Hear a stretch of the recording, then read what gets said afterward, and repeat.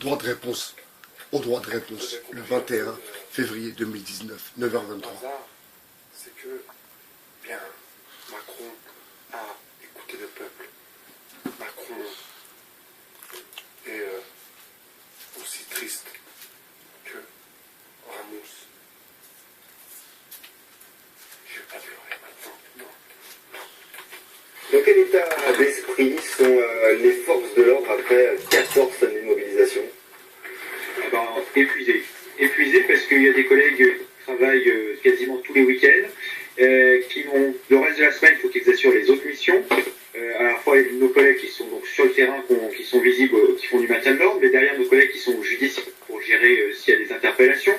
Donc c'est toute la machine policière qui est épuisée, qui n'en peut plus, et demande comment nos collègues tiennent en fait, parce que c'est pas les conditions très humaines pour travailler, d'autant plus que nos hiérarchies, certains actes, nos collègues ne pouvaient pas partir de leur position et devaient se pisser dessus, littéralement. Voilà, ils sont nourris avec des petites compotes, des choses comme ça. Donc, c'est-à-dire que d'un côté, on est entre le marteau et l'enclume. Ma foi, avec 300 € d'augmentation, c'est plutôt cool. On est épuisé, on se dit qu'il faut qu'on reste en place parce que on a besoin de garantir la sécurité de. Bonjour à toutes et à tous mes amis, je vous envoie la paix, je vous envoie plein de bonnes choses. Alors j'ai réécouté cette vidéo pour voir un peu le contenu et la profondeur. Eh bien, avant tout, il faut rappeler qui est ce monsieur. Ce monsieur est un monsieur qui a essayé de faire un peu de social. Il est allé à Aulnay-sous-Bois, au 3000, pour essayer de créer une cohésion entre la police et les jeunes du quartier. Tout ça accompagné de la révolution est en marche arrière. Vous vous souvenez? D'ailleurs, un mouvement que l'on n'entend plus. Un mouvement qui ne fait plus parler de lui. Alors, vous voyez, ce n'est que une douce et profonde manipulation. Et il est là pour lui, c'est son travail, pour défendre l'État. Et pour dire que, oui, la police est dépassée, ils se font pipi dessus, littéralement. Donc ce qu'il veut dire, c'est que c'est vrai, la police n'a pas le temps d'aller uriner, et puis ils s'urinent sur eux. Vous imaginez quand même? Et ils mangent des compotes, ils mangent des biscuits. La misère. Un pays comme la France, une puissance nucléaire qui maltraite ses fonctionnaires de la sorte, des gens qui sont là, dans le fond, pour défendre et protéger, et pour pas tirer à plusieurs reprises sur deux petits voleurs de magret de canard. Donc la police et les syndicats de police qui viennent nous faire eux aussi de la pleurniche en expliquant que si leurs fonctionnaires, leurs policiers parfois se sont mal comportés, eh bien c'est aussi à cause d'avoir trop travaillé. C'est à cause de la fatigue. C'est à cause parce qu'ils se font pipi dessus et qu'ils mangent des compotes. Alors, ils ont le droit d'être méchants. Ils ont le droit de viser les gens à la tête. Ils ont le droit de taper.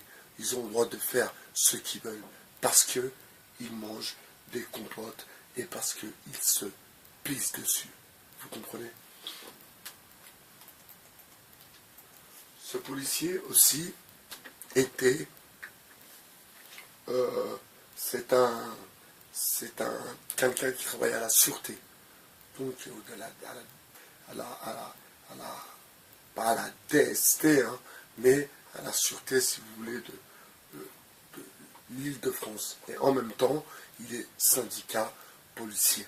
Enfin, je pense que maintenant, c'est à nous, quand je dis nous, je me mets avec le peuple, bien sûr, nous avons démasqué tous ces vendus du système, tous ces gratteurs qui, dans le fond, n'étaient là que pour une histoire de buzz, pour leur image, et il n'y avait rien de politique dans leurs actions.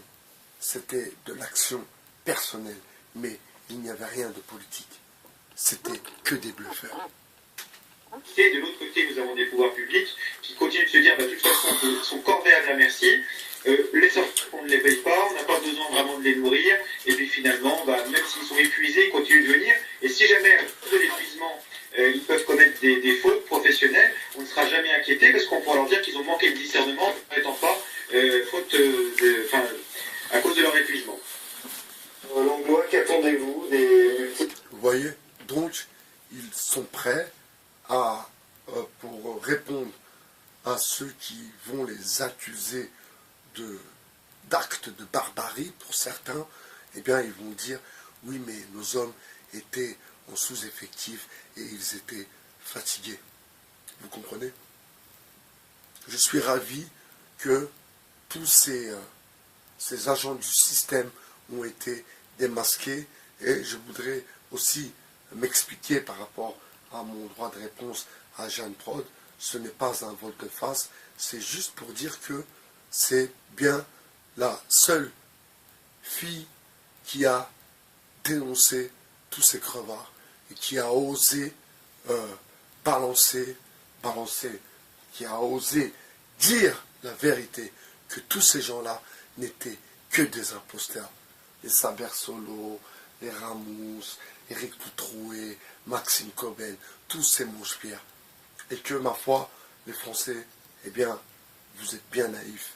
Mais heureusement qu'il y a d'autres Français, donc nous, en l'occurrence, qui avons démasqué tous ces crevards. C'était Bye BHR du 2.0. Je vous souhaite une bonne journée, mes amis.